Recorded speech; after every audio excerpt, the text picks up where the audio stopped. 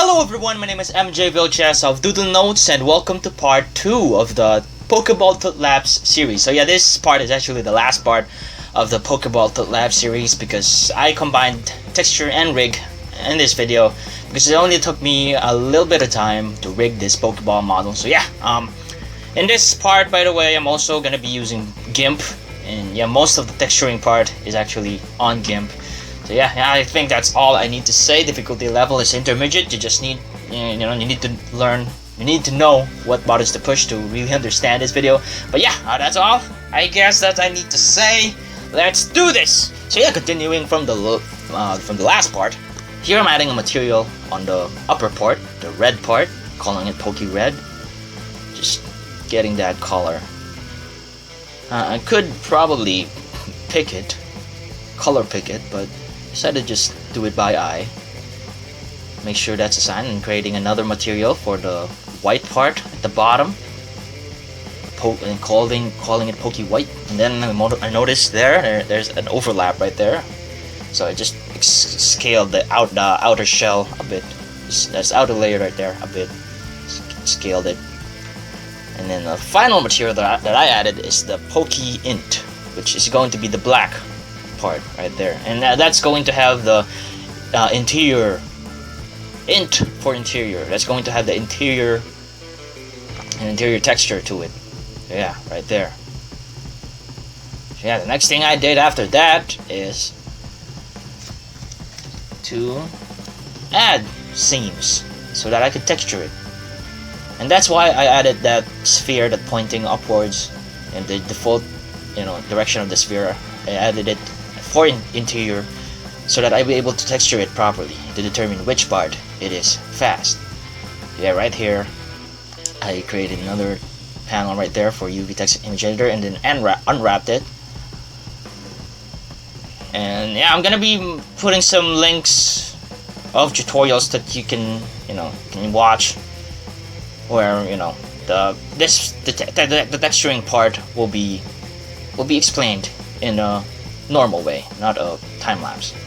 I'm gonna be putting up links in the description below where you can find those tutorials, so that if you're a beginner and you happen to have watched this, you're gonna go there and watch how I unwrapped it, arranged those UV sphere. I arranged those vertices right there. But yeah, here I added a diffuse texture, making sure that parts of that middle part right there would have as many UV squares there, UV grid squares. And that doesn't really look nice because the UV squares are stretched, but I won't really be adding any texture on that part, so I did not worry about it. You can probably add some scratches on the Pokeball, but I think you can add that using a generated texture instead of a UV texture. But yeah, here I just exported UV layout, and I'm gonna be creating a separate tutorial about how to export that UV layout right there. Just a standalone tutorial to just tell you how to export the UV layout, which you can then use right here in GIMP to have a reference of how have that lines right there that came from the model to export a UV layout of the model. So yeah, here I'm just starting to add the interior details of it in GIMP. By the way, I'm only using free or open source software in creating these videos. It's creating my animations too. That's my mission. That's what I'm gonna try to do for my projects. I'm only gonna be using free or open source software. Even my OS is free. It's a Ubuntu Studio, an OS that has been customized to aid creative humans, to aid artists. So yeah, that Ubuntu Studio is actually an OS specialized for artists or any creative humans out there. So yeah, if you want to give it a try, the link will be in the description where you can check out that OS. It's a Linux distro. So yeah, I'm only using free. So it's open source OS. If you want to know more about it, you can check out the description below. I talked about it, I think, in a vlog and in a blog, in a written form and a video form. I call it Operation Honor Tech, bringing forth awesomeness using free or open source software. So yeah, that's what I'm gonna do. Doodle Notes will only be using free or open source software and bringing forth awesome videos if it is awesome. But yeah, that's the mission, and so far it's going well, I think. I mean, the recent videos that I did, Meowth TutLapse and then the Meowth animation, I did that using only free / open source software. Yeah, that's the mission. And also I'm gonna be sharing to you my gear, because that's probably gonna shock you more. Trying to create 3D animations with the gear that I have would probably make you laugh or something. Make you laugh at me, make you think that I'm crazy or too ambitious. But I'm doing it. And I've created all the animations I did it using this gear, using my laptop. So it's kind of working, but I have to sacrifice a lot. I have to sacrifice some of the quality sometimes, because I need to be able to deliver right away, to finish my work, and I had to sacrifice the quality sometimes. But yeah, I'm trying to formulate ideas on how I'd be able to render my animations in a way that it's fast, but still the quality won't be degraded that much. So yeah, right here I'm creating. You can already see that interior part. Right here I'm creating that outline part. I'm probably just gonna have to let you watch it, let you observe what I'm doing. And if you have any questions, they want to clarify, you can ask on the comments below. Don't hesitate to ask. I'll try to answer them as best as I can. So yeah, I'm just gonna let you watch now as I finish this interior texture right here using GIMP, and I'm gonna come back if there's something I want to talk to you about. So yeah, ready, and just watch.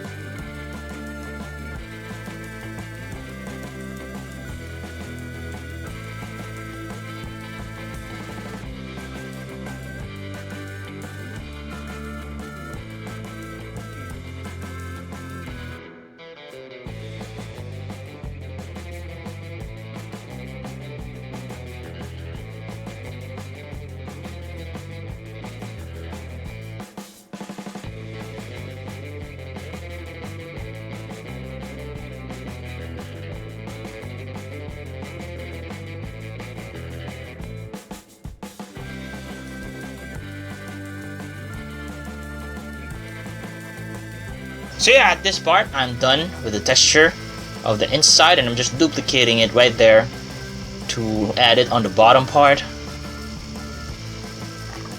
And then here, I'm actually testing it out, trying to look at it, setting up a quick light setup just to see the texture inside, and there it is. It's right there. It's inside now. It's working, and I'm right here. I'm gonna add another detail to it. I'm just gonna flatten this image and then copy it.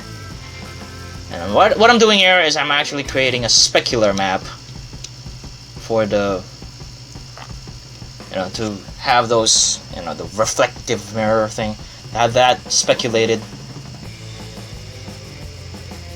Yeah, I added a specular map right there.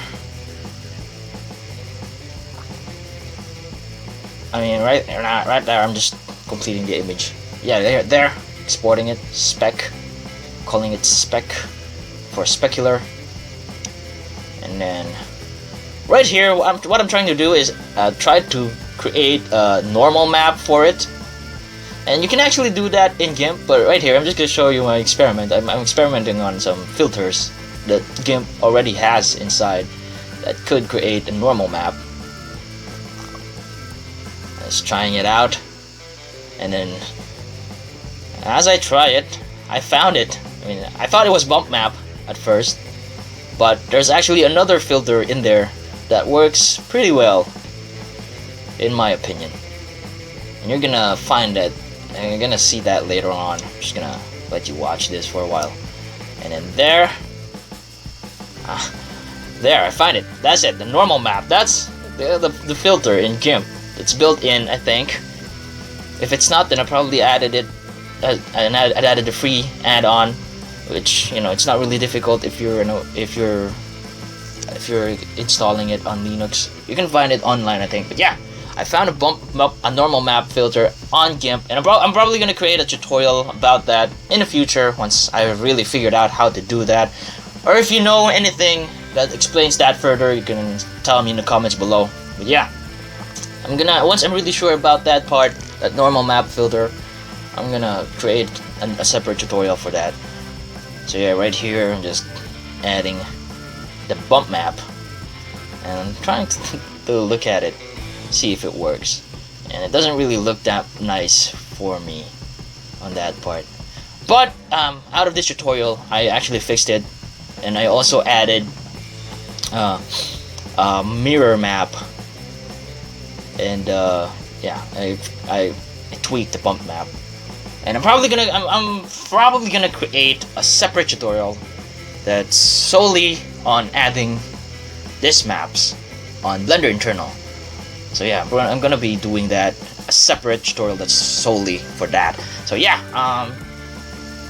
actually at this part, the model texture is already done. I'm just adding some extra details on it. But yeah, the texture is done here. So yeah, next part would be rigging. So yeah, continuing from the last part, we now have a modeled Pokeball, and it's textured. So yeah, right now I'm adding a rig to it, and it's going to be just a simple rig consisting of 3 bones. The one would be the main Pokeball main. Renaming it right now. Renaming it. That would be the upper lid. And I'm creating another one for the bottom lid. Those two will control the opening and the closing of those shells of the Pokeball right there. So yeah, right here, I'm like parenting it. I added an empty for a custom shape, and don't worry if it's too fast for you. I'm gonna create a separate short tutorial on how to add custom shapes on your bones.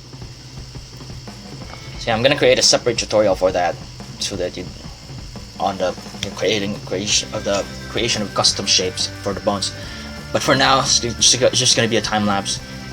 But yeah, just watch out for those tutorials. I'm really gonna create them. Just a tutorial solely for adding custom shapes, so that you don't have to come back to a tutorial and skim it to figure out. I mean, to do the part where they're adding custom shapes. I'm just gonna create a tutorial solely for adding custom shapes on your bones. So yeah, right here, I added a circle mesh for the custom shape of the lid bones. Right here, adding it. Just modeling a simple arrow thing right there. That will be the custom shape of that bone right there. just scaling it around, making sure that it fits right there, and then adding that same bone on the bottom lid. And because I've rotated the bones in the right way, the custom shapes are coming out, coming out real nice. Sometimes it's just, it doesn't, the bone shape, custom shape won't be the same as the the custom shape that you just modeled. But yeah, right here, the rig is finished. That's just it. That's how short this tutorial, this TutLapse is, because this is just a simple rig. And yeah, this is the final part of the series. Once again, I'm gonna be creating a separate tutorial on adding custom shapes. But yeah, right now, TutLapse is finished. This is basically done. I'm just adding some bone constraints to limit the rotation right here. But yeah, right here, it's done. And yeah, you can download this model for free. The link will be in the description. You can do anything with it. Just don't forget to credit me for doing it, or share to me what you're gonna end up doing. But yeah, at this point, the model is finished, and you can enjoy it. Just adding some extra detail there to be able to select the custom shape. So yeah, thank you so much for watching the video. Hopefully you've learned something from this. If you want to watch the modeling part of this series, the previous part, you can click that annotation right there. Also, I'm going to be using this Pokeball model on an animation for a collab, and I'm going to be putting up a link on that upper annotation right there once it's up. If you want to be notified when the separate tutorial is going to be come out, consider subscribing. Or if you want to, see more Doodle Notes stuff, just, consider subscribing. Because I'm going to be continuing creating this kinds of videos for the rest of my YouTuber life, I think. Yeah, I'm going to be creating this TutLapse videos are going to be a thing here in the channel. So yeah, you can explore my social media sites. Oh yeah, by the way, you can download this Pokeball model. The link will be in the description. It's for free. You can mess around with it, and you can create something with it, create animations and stuff with it. Just don't forget to share it to me on my social media sites, on my Facebook page, share it there. It's facebook.com/doodlenotes, on my Twitter or my Google Plus account. Just share it right there. If you're in Divine Art and you ended up creating something with my Pokeball, just share it.